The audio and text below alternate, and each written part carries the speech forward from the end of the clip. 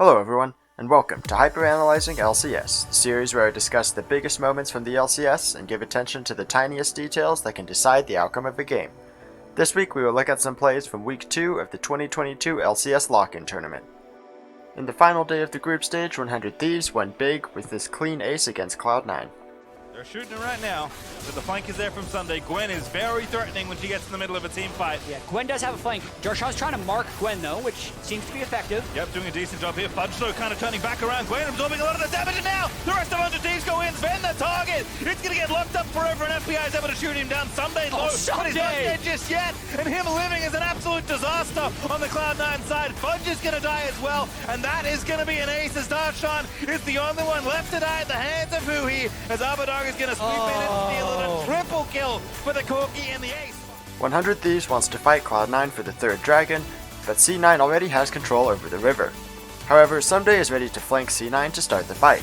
Darshan backs up to keep Someday contained, but Fudge also turns his attention to Someday. This leaves Cloud9 in a 3v4 in the river, and Closer immediately takes advantage of this, flashing in and knocking up 2. Sven and Blabber both flash away, but this means Sven can no longer escape Closer's Cataclysm.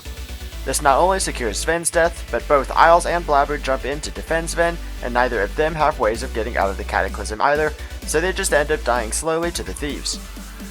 To make matters worse for C9, Someday does not even fall in the 1v2 with Darshan and Fudge. The Omnivamp from Riftmaker heals Someday a lot over the course of this fight, preventing him from getting quickly bursted down. Darshan ults early, essentially disengaging from the fight before Someday falls, and Fudge's death ray doesn't take him out either. The final and most damaging cast of Sunday's Needlework hits both Fudge and Darshan and heals Sunday for over 200 hit points, meaning Fudge cannot finish Sunday off after flashing after him, so Sunday manages to escape. The rest of 100 Thieves are able to chase down the final 2 kills for the clean ace. The Golden Guardians and TSM Academy squads had this insane teamfight over the second Rift Herald. For it, but in the end, it's 4 members of TSM that have locked into it. Tony Top also still hanging out in lane. And no action thus far. Ultimate from downtown, and that's the Rift Herald going down. Yeah, now they just have to pick up the soul. Instead, they're going to go for an engage. Yursan going for it. Chime flashing out of it. Double teleport coming in, and Chime is still the subject of Viper. Manages to land the hook, which means that Stixay can free farm right here. But it's a little bit of chaos as some of the fight is still going down in the pit. Hyper getting the kill onto Iconic. Ryoma trying to create some distance. Throws down a phosphorus bomb for some additional poke. But Takeover not dead yet. Flashes, and it's an auto from Stixay that manages to land. Viper quick drawing on through. It's Hyper that's here to try and get you. But GG are standing strong. So many chunk HP bars. Ryoma picking one up. It's the 2-for-2 trade thus far, and now everyone walks away. TSM secures the Rift Herald, having been there first and with more people. Chime and Iconic step up to try to prevent TSM from picking up the Eye of the Herald, but Yursan recognizes that this is a 4v2 and flashes in on Chime. Everything immediately becomes chaotic, with fights breaking out on multiple fronts. In the Baron pit, Iconic dives onto Instinct, but with Yursan peeling, Instinct is able to kite away and flash over the wall. Both mid laners teleport in, but Takeover has more immediate impact. Hyper flashes past Tony Top to get the first kill on Iconic and transform into the Xin Shao. Hyper then dives onto Tony Top, but Tony deals a lot of damage to all 3 members of TSM before eventually falling, and Hyper is able to avoid almost certain death with the invulnerability from possessing Gwen. While all that is happening, Chime is forced to flash away from Yursan's engage. He flays Hyper back, who turns to the Baron pit fight, but Viper continues to chase after Chime. Chime lands a great hook, which is quickly followed up by Stixay's Flame Chompers, preventing Viper from continuing the chase, and Chime just barely dodges collateral damage to escape. Stixay is able to push Viper away, then turns to help the rest of his team in the river. Tony Top gets most of TSM low, but TSM has the numbers advantage with 2 kills. As TSM chase after Ryoma, Stixay sees the opening to kill Takeover with the help of Gale Force. Proccing Jinx's passive, Stixay thinks he can 1v1 Viper, but Immortal Shield Bow makes that much harder than it appears. Stixay flashes away, but right into where Hyper is ulting over the blue buff wall. Chime is quick with a lantern to pull Stixay to safety, and they bring Hyper very low on health. Instinct has finally rejoined the fight, but the rest of TSM are running away now, leaving Instinct trailing his team. Ryoma also rejoins the fight now, flashing over the blue buff wall and bursting down Instinct for a kill. Somehow this fight ends with only 2 kills per team as the remaining 6 players walk away. With Cloud9 on the verge of getting Infernal Soul, CLG found a Wombo combo to wipe C9 off the map. Notice that CLG do a good job pushing that mid wave first as well to gain entrance. Top, mid, bottom, all pushing for CLG, preempting this objective spawn, giving them great positioning and flank. Here we go, boom with a three-man knock-up, and the follow-up is there this time. Cloud9, your fight is already over. CLG slam them 3-0. Although CLG has a slight gold lead, Cloud9 is up 3-0 in Dragons. CLG knows they must fight over this Infernal Drake, but the approach is difficult since C9 has spotted Poom on the flank. However, the 4 C9 players are grouped very close together, which sets up for a big combo from CLG. Palafox is the first to act, firing the first part of Shadow Surge into the C9 cluster, hitting Isles. As the Vex ult flies towards C9, Poom activates the quickness and Palafox and Poom dive in simultaneously, locking up and dealing huge damage to 3 C9 members. CLG gets the first kill before Luger could even fire his rocket, and the next 2 kills come just as easily. CLG takes full control of the game off of this Wombo combo, grabbing their first Drake of the game, an extra kill on Blabber, and the Baron off of this play. A lengthy fight between 100 Thieves and Dignitas for the Elder Drake went Dignitas' way with some big plays from Neo. 100 Thieves, they're forcing Dignitas to be ready to respond to this. Closer's going to keep finding a little more damage. Elder regenerates very slightly. 100 Thieves continuing to try to control this area. Neo steps forward, trading auto attacks with FBI. Not a good idea, but here we go. Neo tries to get away as Closer and Someday go in. Dignitas on the retreat as Someday finds his way onto blue. Gets a lot of shields, gets a lot of damage. FBI gets the enemy mid laner, and Fake God's next in the menu. Someday goes on a killing spree as River heads right back into his own demise, but he will take FBI with him. I don't think it's going to matter because everybody else is deader than a doornail. Only Neo and River still left alive, but with Neo still there, it's not comfortable enough for 100 Thieves to just effortlessly take the Drake. Dignitas will shove up the mid lane wave, and now they're ready to go answer yet again. Now you've still got Huhi hanging out here in the brush. He has vision control, he's on top of the control board. River and Neo ready to go. Abadaga moving forward, Poly onto Neo, he gets back.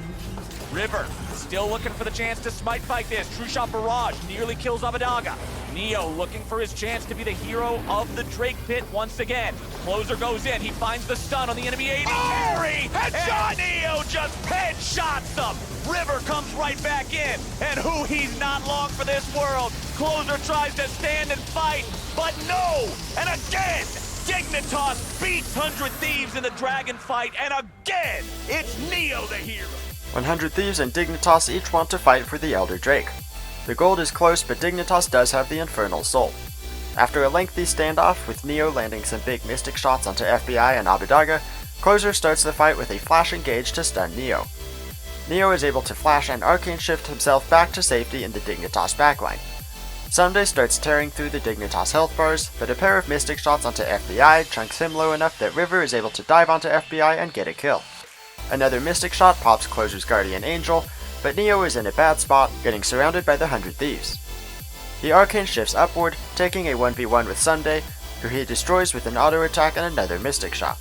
River is able to walk away through the river, and there is a brief lull as the 3 remaining 100 Thieves players turn back to the Elder Dragon. Huhi waits hidden in a bush, hoping to be able to lock down Neo as he re-enters the river. Neo hits another Mystic shot, doing extra damage from the Infernal Soul onto Abadaga. Huhi does polymorph Neo, but Neo gets Arcane Shift off in time to build some distance between him and the Thieves. He hits 2 with True Shot Barrage, dealing huge damage to Abadaga with another burst of the Infernal Soul damage. River is wrapping around the backside of the Dragon Pit, which sort of leaves Neo in a 1v3. Closer goes for a surprise stun out of the mist, but Neo Arcane shifts away in time again. He is then able to sneak a Mystic shot around Huhi that kills Abadaga, the biggest remaining threat. River now joins the fight, which allows Neo to Arcane shift forward and finish off Huhi before the two combine to take down Closer. Neo claims a triple kill, and Dignitas claim the Elder Drake and quickly pick up their first win against 100 Thieves. The first game between Evil Geniuses and Golden Guardians ended with a pentakill for Danny on Senna.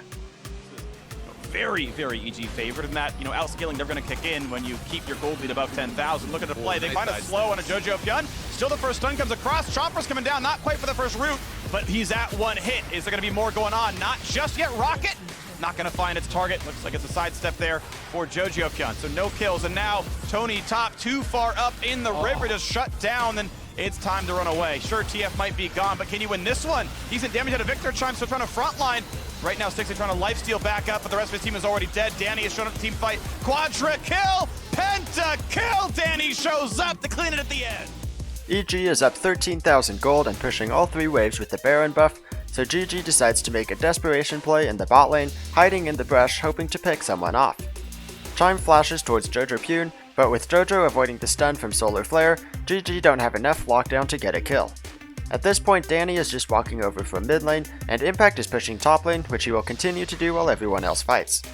Tony top goes on a pretty crazy journey, getting knocked out of a blast cone by explosive cask, then taking a second blast cone into the river. He tries to kill Danny, but a well-timed body slam by Vulcan catches him right as he flashes in, and he dies before getting anything off. As Danny enters the fight, I want to pause for a moment to bring up his build. Senna is generally known as a slow attacking marksman, but with Wit's End, Renon's Hurricane, and Guinsoo's Rageblade, Danny actually has really high attack speed. Danny gets the first kill, then pokes away at Iconic's health bar, and a single auto attack does well over half of Stixay's health. Chime approaches Danny from behind and is able to stun him with Shield of Daybreak, but Danny quickly cleanses it, then flashes away from Iconic diving in before killing him with Piercing Darkness. At this point, that high attack speed build allows Danny to take over the fight, killing off Chime, then Ryoma, before one auto attack and another Piercing Darkness kills Stixay, earning Danny his first ever LCS pentakill.